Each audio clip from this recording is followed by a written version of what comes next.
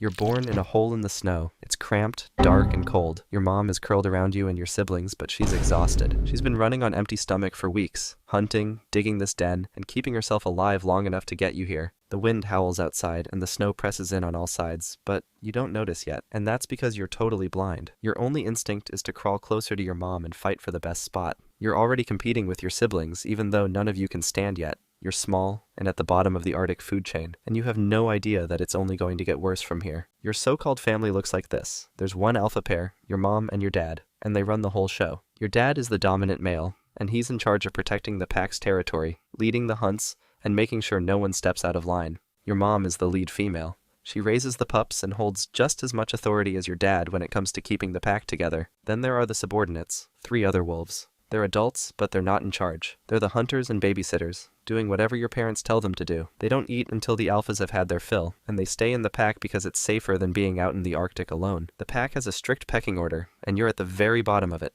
No one's going to listen to you, and no one's going to take care of you except your mom, and even that's conditional. If the pack has to choose between you and survival, you're not going to like their decision. This is the Arctic. There's no room for sympathy here. For now, though, the pack tolerates your existence. Your dad patrols the territory, marking the borders and making sure no rival wolves or predators get too close. Your mom stays close to the den, keeping you and your siblings alive. The other wolves bring back food, but it's barely enough to go around. The pack eats first, and whatever scraps are left might make it to your mom, if she's lucky. And if she's lucky, you'll get what's left of what's left. The pack isn't a family in the human sense. It's a survival unit. Everyone has a role, and yours, right now, is to stay alive without slowing them down. No one is going to save you if you fall behind. The sooner you figure that out, the better. After a couple of weeks, your eyes open. The world is bright and cold, and the Arctic wind doesn't care that you're still figuring out how to exist. You crawl out of the den for the first time and immediately regret it. The snow is everywhere, under your paws, in your fur, and in your face. You don't understand why your siblings are so excited to explore. They're bigger than you, stronger than you, and better at shoving you aside. The adults don't pay attention to you.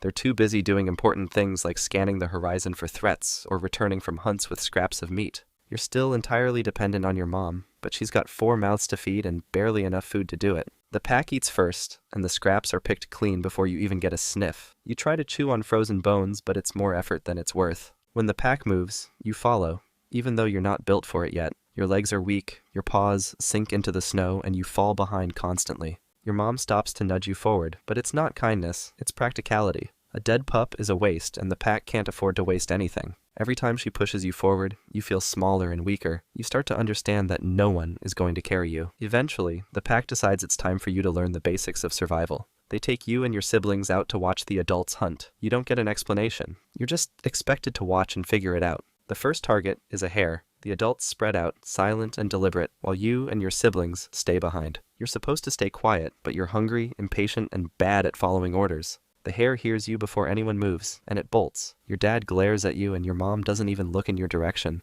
The pack regroups and moves on, leaving you to stumble after them. The next few hunts are no better. You try to copy the adults, crouching low and stalking through the snow, but you're too loud and too clumsy. Prey escapes every time, and the pack doesn't bother hiding their frustration. You're eating less and less now, and the gap between you and your siblings is starting to show. They're growing faster, getting stronger, and learning how to contribute, while you're still trailing behind. Winter comes, and it's worse than you imagined. The cold is constant, and the snow never seems to stop falling. Food is scarcer than ever, and the pack is constantly on the move, searching for anything to eat.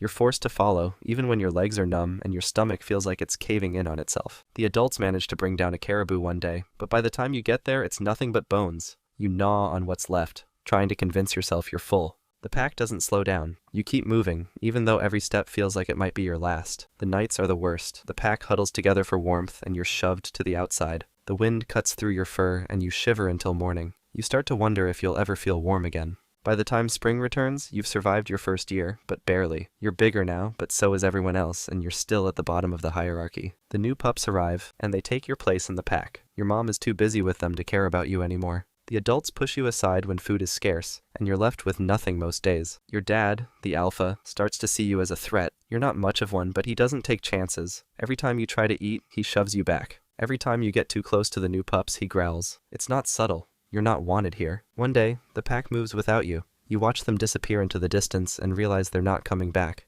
You're on your own now. At first, being on your own feels liberating. There's no more growling in your direction, no more shoving for scraps. You wander the tundra, following your instincts, surviving on whatever you can catch or scavenge. It's hard, but you're built for this. Hares are your usual target. They're small and fast, but you're faster now. Days turn into weeks, and you find your rhythm. You move constantly, hunting, resting, and keeping your distance from larger predators. Every now and then, you cross into the territory of another pack. Sometimes you catch their scent and steer clear. Other times, you come face to face with them. When that happens, you lower your head and back away. A fight isn't worth it. Not yet. You keep moving, covering miles of frozen ground, your nose always to the wind. You're not looking for anything in particular, but the Arctic has a way of surprising you. One day, while traveling across an open plain, you catch a scent on the wind. It's not food. It's not a rival pack. It's another wolf, a lone female. You follow the trail cautiously, your ears up, your steps quiet. Eventually, you see her in the distance. She's like you, thin, cautious, and alone.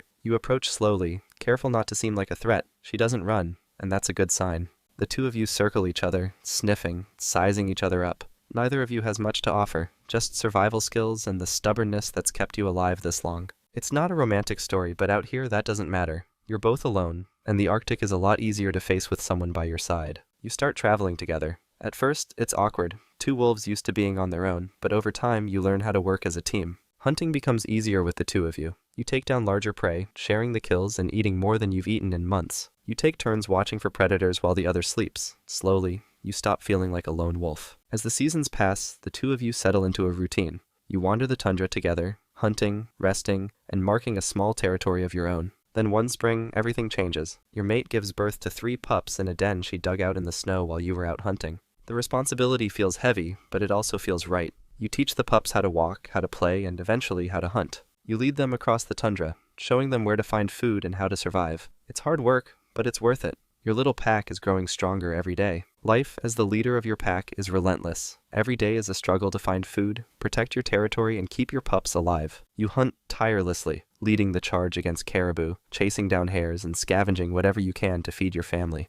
Your mate helps, and the pups are growing stronger, but the weight of responsibility falls on you. You push yourself harder than ever because you have no choice. One day, while hunting, things go wrong. You're chasing a caribou, pushing through deep snow, when it kicks out and catches your leg with its hoof. The pain shoots through you, sharp and sudden, but you finish the hunt anyway. The pack eats, and for a moment, the injury doesn't seem like much. Just a scratch, you think. It's nothing compared to the challenges you've faced before. But days later, the pain hasn't gone away. In fact, it's worse. Your leg swells, and every step feels like fire. You start limping, falling behind your pack more often. The pups, who once looked up to you, don't understand why you're slower now. You still try to hunt, but the infection spreads. It's in your bloodstream now, and you can feel it sapping your strength. You stop eating, you stop moving. You lie down in the snow, far from the pack. They don't wait for you. They can't afford to. You don't blame them. You know how this works. You've seen it before. This is just the way of things in the Arctic. The infection takes hold, and the cold sinks into your bones. Your breaths become slower, shallower, until they stop altogether. There's no ceremony. You die the same way you lived,